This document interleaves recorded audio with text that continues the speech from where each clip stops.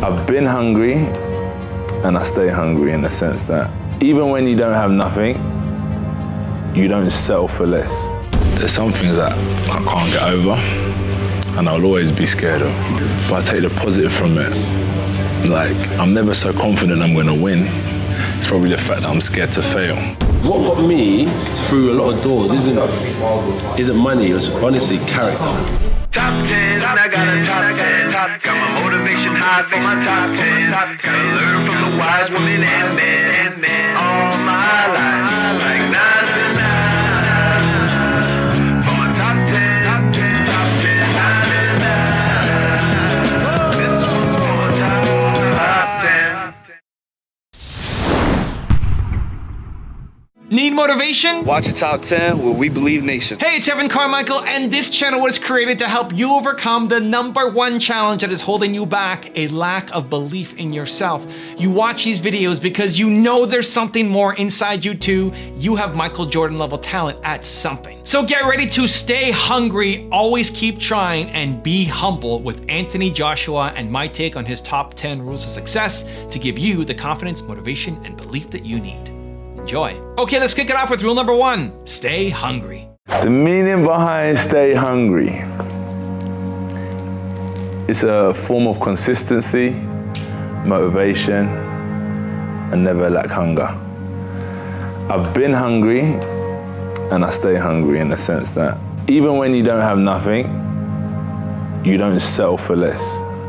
As I always say, when you're on ground zero, the only way to look is up. So you keep on achieving, you keep on achieving. And I've been fortunate enough to be around some successful people in mind, and they never lack a sense of ambition and hunger. So to stay hungry is just about maintenance, consistency, never losing the hunger, the king of the jungle, you know, making sure that your dominance is known and people approach you with caution because they know when they're dealing with you, they're dealing with someone who's ambitious, determined. You know, they have commitment to their cause, and that's what Stay Hungry represents. Rule #2, always keep trying. Fear comes in many forms. There's some things that I can't get over, and I'll always be scared of, but I take the positive from it. Like, I'm never so confident I'm gonna win. It's probably the fact that I'm scared to fail. No one forces me to do anything. I make the decision myself, and if I didn't want to do it, I wouldn't. So when I'm faced with the challenge, I just embrace it. And what can one man do except for give his best? If you fail, you try again. If you win, you try again and get better. So as long as you maintain and you stay consistent, you'll forever be a winner and a champion, and the people who love you in their eyes because they support you nevertheless, as long as you're trying again and again and again. Rule #3, focus on character, not money. I live within my means. I don't own no like Rolls Royces, 10 Rolls Royces, Lamborghinis, Ferraris, 10 like mansions. I don't have all that stuff. So it hasn't changed that aspect, but it just made me realise it helps me in terms of certain conversations I'm having, and the reputation I carry is more important in a minute than what's in the bank. Because I've been around like I'm talking about billionaires. I've been around like billionaires, and it's not so much about their money; it's about their character. Because when it's about their money, if all of us are sitting here with £1 million in our account, you have the watch I have, you have the car I have, and you have the house I have. So materialistic things they're available to the majority of people at every level. So then it became about character, morals, what you stand for. Your manners, and that's why, and your respect and integrity. So that's more what is valued in that economic structure than just money. You know what I mean? You have to learn, and that's what I say, your respect takes you further. Because what got me through a lot of doors isn't money, it was honestly character.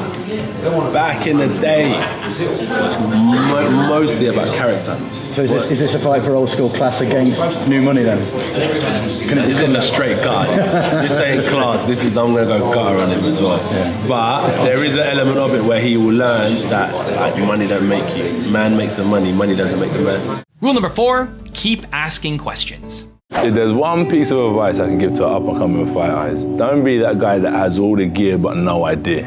Ask questions and ask again. And if you don't know or you think you know, ask someone else. And even if you get the answer from that person, ask someone else. And ask 10 people and weigh up.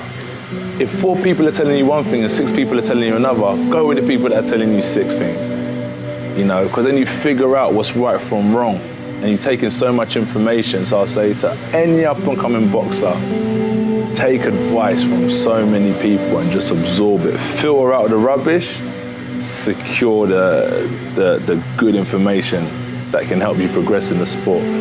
Very tough, very tough. But even though it's a fighting man sport, it definitely is a thinking man sport because there's boxing and there's a sweet science. The fighting man will always have it within himself, you know, but the thinking man has to be educated. And that's the sweet science of boxing, and that's why I say ask as many questions from as many people as you can to gain the knowledge of a sweet boxer, the sweet science. Also, if you want to have more motivation and confidence, check out my 254 series. They're free. The links to join are in the description below.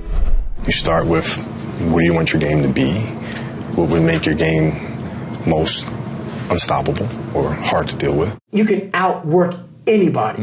If I had to trace my evolution, the Michael Jordan evolution, I always have to start back in college, hitting a shot against Georgetown in 1982 when I really didn't know exactly what I was doing.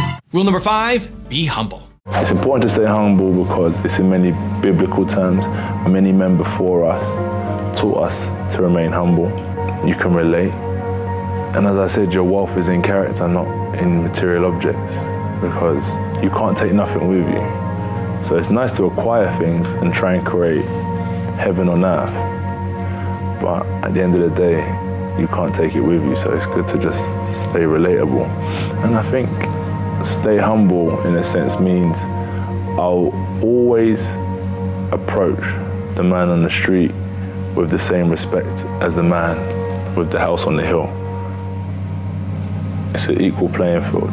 Stay humble isn't such a meaning where it's like be weak, bow down when you're spoken to. That's not what humble means.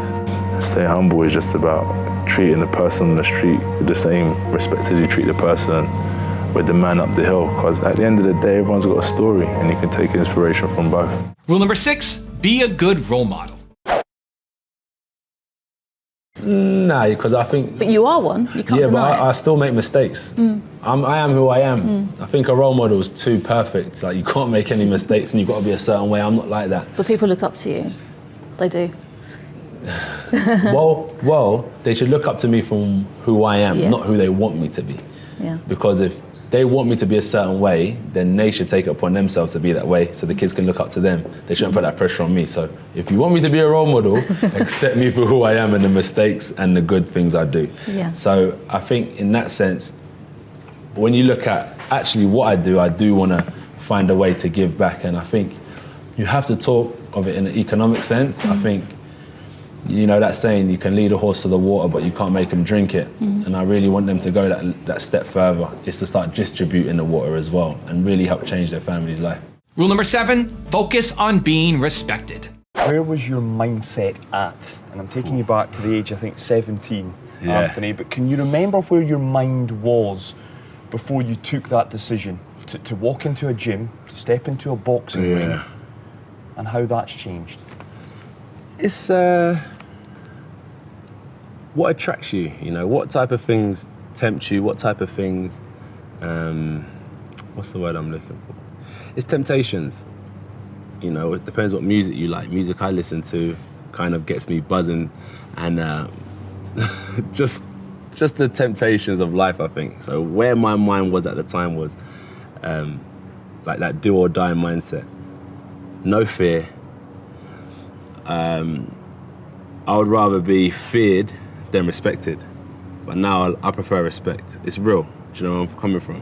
When I leave the room, I'd rather people say, that's a nice guy, that, than say, thank God he's gone, what an idiot. When I walk in, they shit you. So you know where I come from. A few. So I think respect you know, is much better. But back in the day, it wasn't about respect, it was just more about fear. Rule number 8, motivate yourself. You have to find it within yourself. If I've got to tell you to get up, and I've got to tell you to go to work, and I've got to tell you to do everything, then until that person stops telling you, you're never going to be able to achieve anything. So that's the best piece of advice I've been given, is find it within yourself to be motivated. You've been blessed with a brain, heart for emotions, spiritual connections. So connect with like the positive forces in the world and find motivation to try and achieve something while you're here. That's the best piece of advice I've been given. Rule number 9, overcome your fears. You hear about stories about people that didn't reach their full potential because of that fear, you know, and you don't get that respect. So it's back to the mindset I used to have, is that overcome the fear, but through that you gain a lot of respect. So I just kind of cracked on, and I enjoyed the background of a lot of the people I work with in the gym. Different races, different religions, different shapes and sizes, people from different backgrounds. Welcomed everyone into the gym, so there was a real good bunch of friends I made from there. And I didn't want to lose that because of fear of competing at a different level, so I just cracked on. I saw the benefits. When I was younger, I used to smoke, clubbing, you know, kebabs after the rave, as you do. As we still do. Yeah, exactly. Yeah, so you never got off that bandwagon. You never got off the bandwagon. So things like that, I started realizing and started flip reversing and changing. And that's why I carried on going. And rule number 10, the last one before a very special bonus clip, is have good manners. They gotta watch their manners, their conduct, and how they represent us. It's not only being good with your fists, it's having a code of conduct with the boxing club, being a good representative of Finchley ABC, because Sean Murphy, Gary, all the other coaches, you know, they put in a lot of time and effort into building us as men.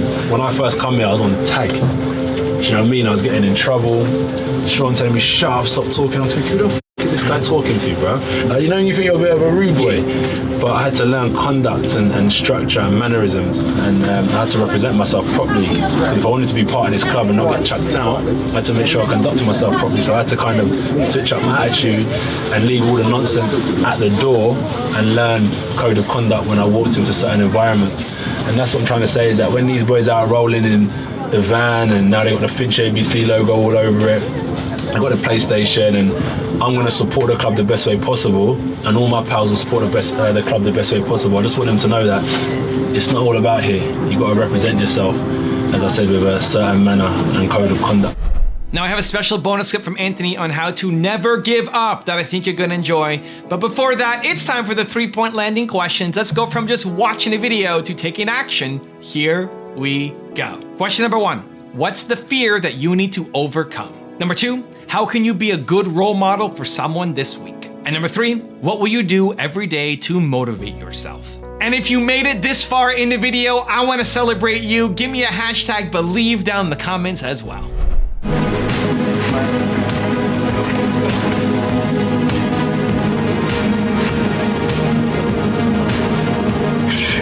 How I keep positive, I would say, is every time it gets tough, and when I feel like I don't want to do it, there is someone out there in this world laying on a hospital bed begging for a second chance at life. I'm sitting here healthy, with good friends, heating, light, running tap water. I don't think I have any excuse to not go hard or live life with a smile on my face. If you want another awesome video in our Black Excellence series, check out the video right there next to me. I think you'll enjoy it. Continue to believe, and I'll see you there.